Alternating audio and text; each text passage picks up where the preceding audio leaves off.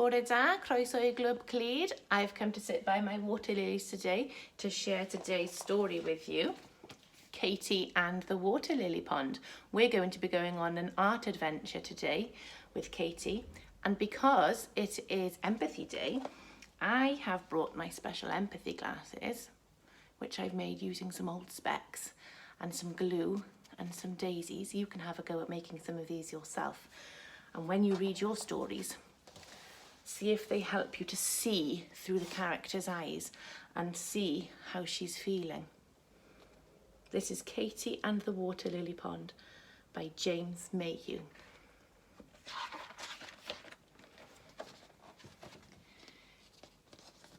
Katie and Grandma were visiting the art gallery. "Look, there's a competition," said Grandma. "What fun! You have to paint a picture like Claude Monet, the famous artist." "Can I have a go?" asked Katie.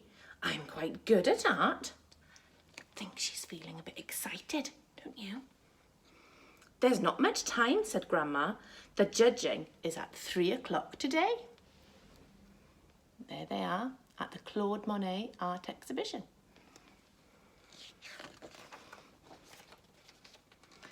Katie and Grandma decided to visit the Claude Monet exhibition for ideas. But Grandma needed a rest first, so Katie looked at the pictures by herself. Oh, she's quite curious.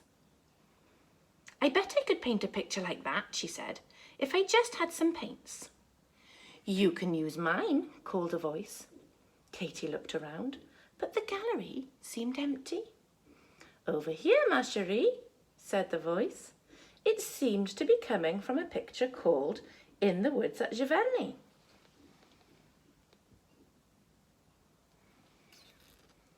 Katie saw that Grandma was snoozing, so she stepped through the frame and into the painting.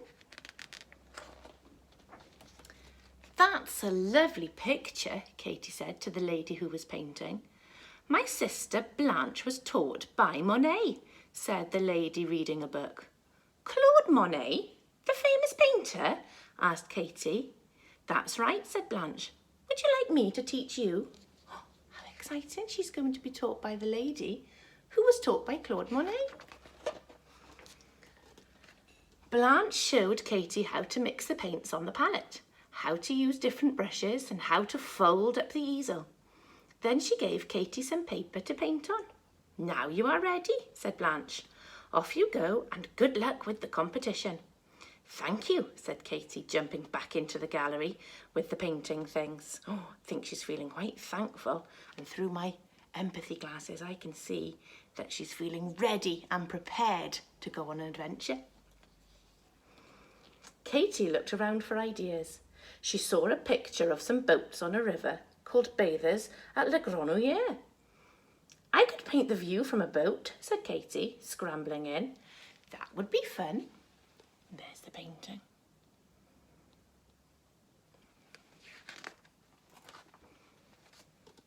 There were so many boats to choose from. Katie clambered into one and decided to row down the river a little way to look for the perfect view. Soon Katie found just the right place and began painting. It was going very well until Katie heard a strange gurgling noise. "Oh no," she yelled, "the boat is leaking." Oh, how do you think she's feeling now? I think she's feeling a little bit scared, yes. Katie tried to row back to the river bank, but it was too far. "Over here," shouted some bathers on a jetty. Katie managed to reach them just before the boat sank. Oh, thank goodness. She's feeling a bit saved. Katie rescued her painting things, but the picture had floated far away. "Boats are too much bother," said Katie. "I'm going to try something else." Back in the gallery, Katie saw a picture of a street filled with people waving flags and cheering. It was called the Rue Montoyer, Paris. Katie couldn't resist climbing inside. Oh, I think she's feeling brave again, isn't she? There's the painting. I'm excited to see what happens. Katy found herself on the balcony of a grand hotel. People were waving flags from the windows while down below a brass band was playing. "I'm going to paint the parade," said Katy. And there she is on the balcony with her paper and her paints. Katy ran down some steps onto the street and started painting.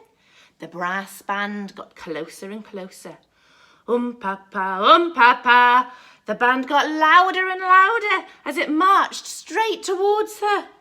Suddenly, Katy's picture was caught on the end of a trombone. Then it was flipped up into the air and crash, smashed between two cymbals. Finally, before Katy could catch it, her picture disappeared into a tuba. Oh my goodness, how disappointed is she feeling now? "Good grief," said Katy as the band marched off through the crowds. "I need to find a nice quiet picture with no one in it." So she ran back up the hotel steps and back into the gallery. Katy looked around and spotted a lovely painting called "Path Through the Poppies." "What could go wrong there?" she said as she clambered through the frame. I think she's confident that this is going to be the one. Katy skipped through the field of poppies and started to paint. It was so peaceful listening to birdsong and the gentle mooing of a cow. That's a rather large cow, and it has very big horns. "Hang on," Katy gasped. "That's not a cow. It's a bull." Suddenly, she remembered she was wearing a red coat. "Bulls hate red," she wailed. "Oh, I think she might be a bit afraid." The bull started chasing Katy, snorting as he ran. Katy took a flying leap and jumped back into the gallery. "Phew," said Katy. She looked back to see her painting stuck on one of the bull's horns. "You can keep it," she laughed, I think a bit relieved and feeling safe. But time was ticking by and Katy saw it was nearly 3 o'clock. "I'll have one last try," she said. The nearest Monet picture was called the Waterlily Pond. "Here goes," said Katy, climbing inside. She is determined, isn't she? She's not going to give up. Katy saw that she was in a beautiful garden. No boats, no brass bands, no bulls. "Perfect," said Katy. "Ribbit," said a frog. "Hello, frog," said Katy. "Keep still and I'll put you in my painting."